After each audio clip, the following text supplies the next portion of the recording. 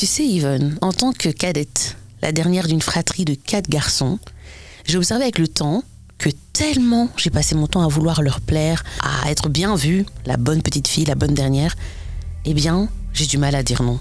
Je sais même pas comment faire. Comment faire finalement pour dire non sans culpabiliser, tout en restant fidèle à soi-même? D'abord, moi, j'ai un exemple inverse. À l'inverse de vous, de toi. Moi, je suis l'aînée de 5 garçons. Et j'ai appris à la dure, alors, à dire non. Parce que les aînés ont leur syndrome. Hein. Ça m'étonne même qu'une cadette puisse avoir le même syndrome de oui-ouiste, on va dire ça comme ça. Les aînés, c'est un peu les petites mamans ou les petits papas. Et les aînés, ils ont tendance à vouloir contenter tout le monde, à faire les choses très, très correctement, etc. Et moi, pour mon cas, avoir des petits frères, oulala, qu'est-ce que j'ai pas passé mon temps soit à m'identifier à ma mère et à lui dire oui pour continuer d'avoir son approbation et à éviter les coups de mes frères, hein, parce que, dans ces genres de famille, c'est arrivé qu'on puisse se battre. M'imposer finalement, c'est très difficile de trouver cet équilibre. Et les aînés qui me suivent le savent. Les petites mamans ou les petits papas le savent. Mais les cadets, t'es spécial, toi qui es cadette et qui a eu ces syndromes de oui-ouiste. Alors pour répondre à ta question, comment finalement arriver à dire non sans culpabiliser? D'abord, je dirais ça vient avec le temps. Si tu es encore dans la phase où tu ne fais que dire oui à gauche et à droite, c'est que tu es encore dans la phase, on va dire, jeune. Je ne parle pas d'âge, hein. Ça n'a rien à voir avec le fait d'avoir 60, 50, 40, 30 ou une vingtaine d'années. Rien à voir. Avec les temps, on identifie mieux ses priorités. Donc, première étape, c'est quoi mes priorités? Quand on connaît ses priorités, quand on a une mission de vie et qu'on la connaît finalement, on ne se disperse pas. Donc ça, c'est la première étape. Connaître sa mission de vie, identifier ses priorités. Et dans le même bloc, j'ajouterai identifier ses valeurs. Parce que si j'ai des valeurs contraires à une institution B ou à une personne B, je ne lui dis pas oui. Je ne lui dis pas oui pour un pot, je ne lui dis pas oui pour une collaboration, je ne lui dis pas oui, tout simplement, j'ai dit non. Quand c'est quelqu'un de très proche, imagine, ton grand frère chéri, ta maman chérie, où tu te sens même coupable à la limite, tu vois? Donc oui, tu connais ta mission de vie, oui, tu connais tes valeurs, mais à la limite, tu as l'impression que là, tu dis non, tu lui refuses de l'aider, de lui rendre ce service-là, tu as l'impression d'être vraiment une mauvaise personne. Comment tu fais? Aux personnes quand même, on peut dire non avec beaucoup d'amour, sans être cassant. Je donne un exemple.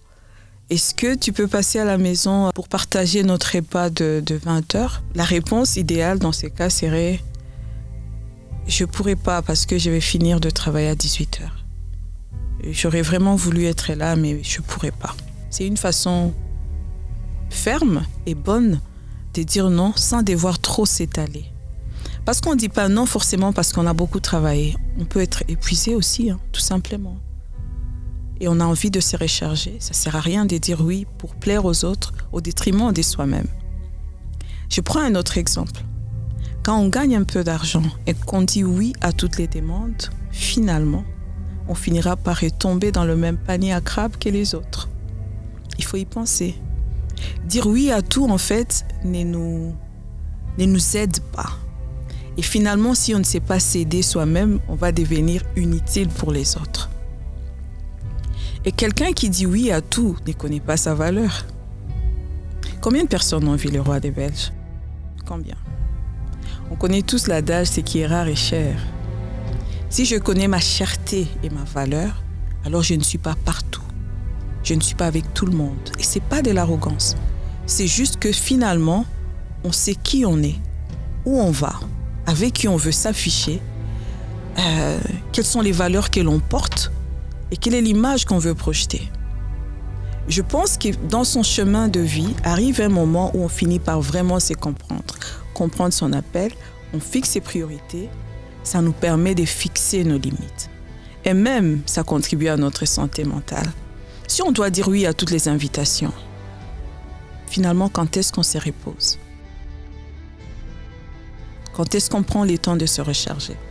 Il faut y réfléchir, c'est des petites choses, mais qui finalement, si on les applique bien, ça nous aide à bien nous recharger, à être utiles pour nous-mêmes et pour la société. Est-ce que tu as une autre clé à nous partager? La dernière clé, et je la tire des lectures et des vidéos que je suis. Alors je vais la citer, je mets vraiment entre guillemets. Votre énergie est chère. Et tout le monde ne la mérite pas. Dit comme ça peut paraître un peu arrogant, mais c'est vrai en plus. Vous êtes cher, vous êtes rare. Et tous les milieux, toutes les personnes ne méritent pas ce que vous portez. Ce que vous portez va aider un certain milieu, un certain type de personnes, mais pas tout le monde. Alors une fois que vous en êtes conscient, parce que moi j'en suis consciente de plus en plus, depuis un certain temps, une fois que vous en êtes conscient, vous devenez sélectif. Donc ma clé ici, c'est la sélectivité. Soyez sélectif. N'oubliez pas que les relations ou les collaborations ou les environnements ne sont jamais neutres. Ce qui ne vous fait pas vous défait. C'est important de le savoir. Alors soyez sélectif. Qui vous fréquentez, à qui vous donnez des accès, où vous allez, dans quel milieu vous apparaissez, tout ça, ça dit quelque chose sur vous. Et ça vous affecte, que vous les vouliez ou pas. Les lectures, pareil. Les musiques qu'on écoute, pareil. Donc soyez sélectif, de façon large. Et ça va vous sauver des biens de tracas. Toi qui m'écoutes, si tu es encore dans l'étape de ta vie où tu te disperses à gauche et à droite, prends la décision de cesser de le faire. Celui qui est avec tout le monde n'est finalement pas avec lui-même. Prends le temps de noter toutes les occasions où tu pouvais dire non plus tôt et tu as choisi de dire oui pour plaire. Pense à ces occasions, mets-les sur papier et prends la décision de changer, de travailler sur soi. Ça ne vient pas tout seul. Et quand je dis de dire non à certaines circonstances, à certains endroits, à certaines personnes, je ne suis pas en train de te pousser à être arrogant, mais à célébrer ta valeur, à célébrer qui tu es. Et quand tu l'auras compris, n'oublie pas d'être sélectif. Sélectionne les personnes, sélectionne les lectures, sélectionne les plateformes, sélectionne. Le mot-clé, il est là, sélectionne.